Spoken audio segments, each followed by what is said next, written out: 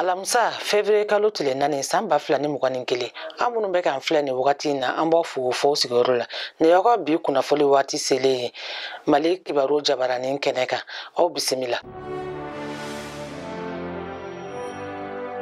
Kunu araba Fevrier kalo tile saba samba filani mugani kele Mali sɔrɔdasi maa 9 fagara bingali wale dɔ senfɛ 6 ale jogina Douaza mara la Boni.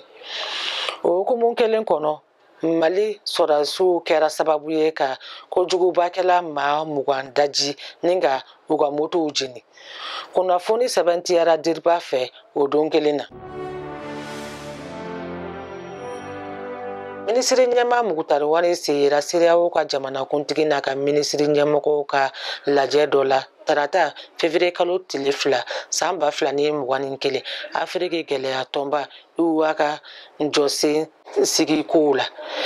O kɛra lajɛ balili internet fɛ a kun tun ye ka CEDEAO jamanaw aminakow mabɛn yani UA ka lajɛ nata cɛ Fevrier kalo tile 6 ka taa se a tile 7 ma san 2021 Addis Abeba Ethiopie faaba kɔnɔ.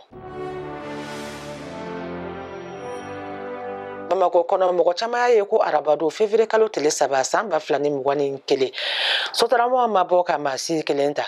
O tun ye baarabila kɛ ka sababuya kɛ ko u bɛ PAC sarako caman wajibiya u kan tile kɔnɔ ka sɔrɔ fɔlɔ la a tun bɛ sarako 1 heure 24 kuntala kɔnɔ. U ka nisɔngoya dɔ fana tun ye ka siraba boli cogo min wajibiyalen bɛ u kan n'o ye ka sira dɔ minɛ u la sɔgɔma ani wula fɛ. O de kosɔn kunu araba taamako minisiri ye laseli kɛ ka jira ko PAC sarali bɛ jɔ Fevrier kalo tile 17.